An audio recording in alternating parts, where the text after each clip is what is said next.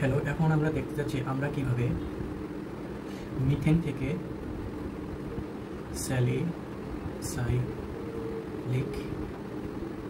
Acid বানাবো। Methane থেকে salicylic acid, তো আমরা আমাদের মিথেনের সঙ্গে CH4, তো CH4 একটা প্যারাফিন যৌগ। আমরা জানি যে অ্যালকিন প্যারাফিন যৌগ, এটা সহজে বিক্রিয়া করতে চায় না, কিন্তু এটাকে যদি সূর্যালোকের উপস্থিতিতে ইউভি এবং ক্লোরিন সংযোজন করা হয় তাহলে CH3Cl উৎপন্ন হয়। আবার এটাকে 2 অণু সোডিয়াম এবং CH3Cl এবং ড্রাই ইথার দেওয়া হয়, সেটা হলো CH3CH। এটা হলো 2 কার্বন বিশিষ্ট ইথেন, এবং এখানে যে আমরা 2Na এবং CH3Cl দিয়েছি এবং ড্রাই ইথার দিয়েছি, শুষ্ক ইথার, এটা আসলে আমাদের হলো উডস বিক্রিয়া। এখন আমরা দেখতে পাচ্ছি যে আমাদের এখানে 1 কার্বন ছিল, এখানে 2টা কার্বন হয়ে গেছে।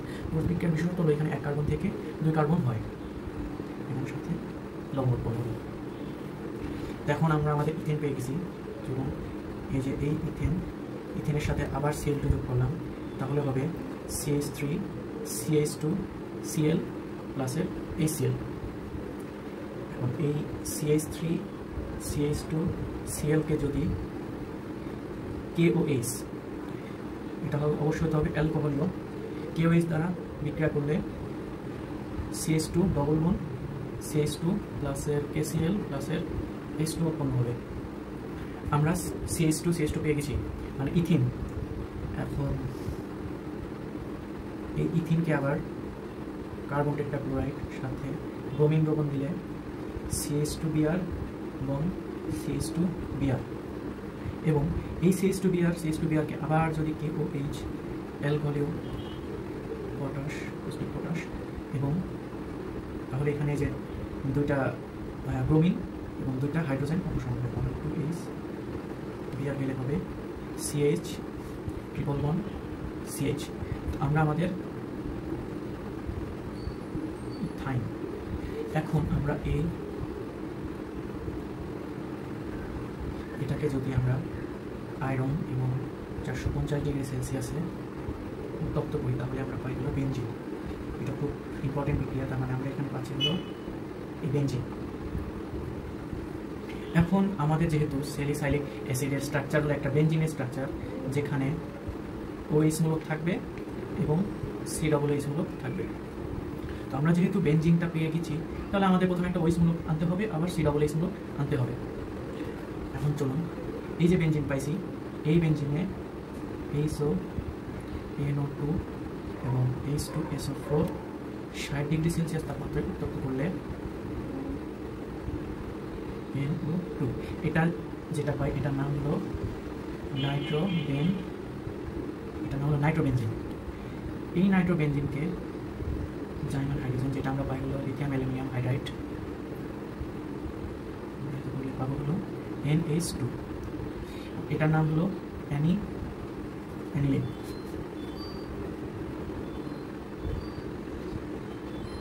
এই অ্যানিলিনকে যদি HNO2 এবং 0 থেকে 5 ডিগ্রি সেলসিয়াস তাপমাত্রায় উত্তপ্ত করা হয় তাহলে আমরা পাই হলো N2Cl, এবং এই যে HNO2 আমরা এটা আসলে পাই হলো NaNO2 প্লাস HCl, যেটা আসলে বিক্রিয়া করলে আমরা HNO2 পাই।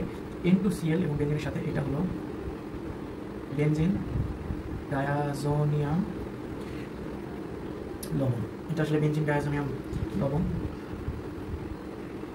তাহলে বেনজিন ডায়াজোনিয়াম লবণকে আবার যদি H2 বা H+ আয়ন এবং 40 ডিগ্রি সেলসিয়াস তাপমাত্রায় উত্তপ্ত করা হয় তাহলে আমরা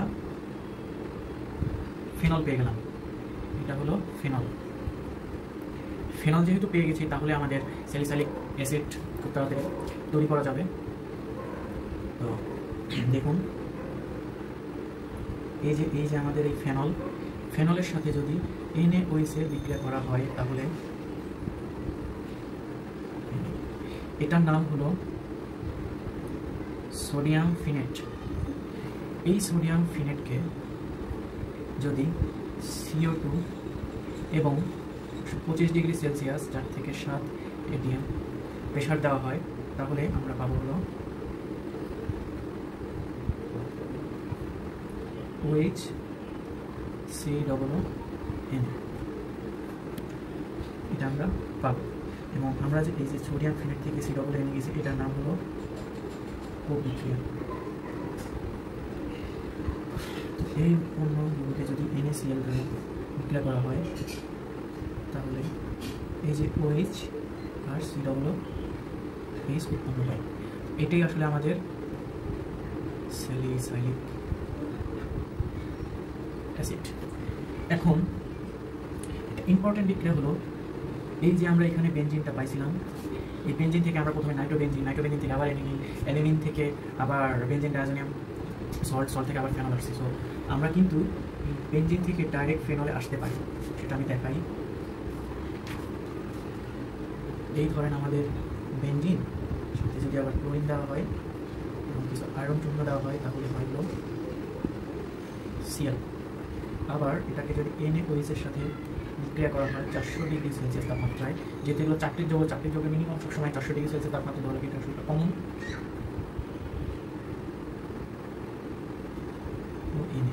এটাকে যদি আবার রিসিল করা হয়, তাহলে আমরা OH পাচ্ছি NaCl। এইটা আসলে আমাদের বেনজিন থেকে ফেনলের প্রস্তুতি। আর এখানে যে আমরা কোপ বিক্রিয়া ইউজ করছিলাম, তো সোডিয়াম ফেনেটের সাথে আমরা কার্বন ডাইঅক্সাইড দিলাম।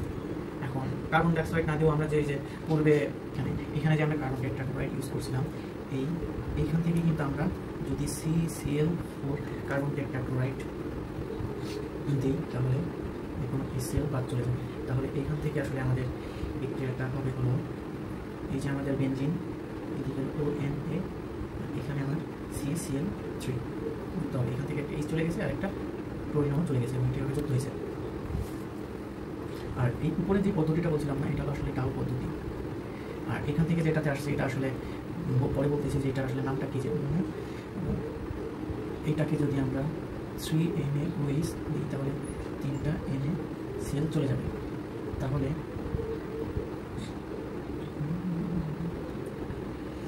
এখানে ONA, এখানে COOH, এটা গেল। এখানে যে 3NaOH এবং 3 CL আছে, এটা কোনো আসলে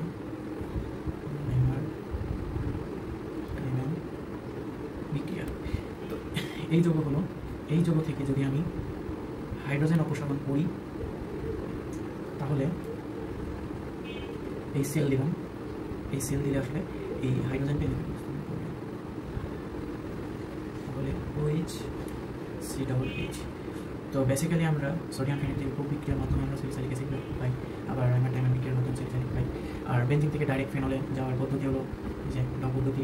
আর সেটা যদি না হয়, তাহলে এখানে অনেকগুলো স্টেপ আছে, যে স্টেপ থেকে যেটা আসলে লাগে।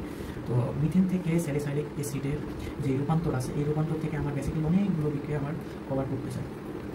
এটাই হলো আমাদের বিক্রিয়া।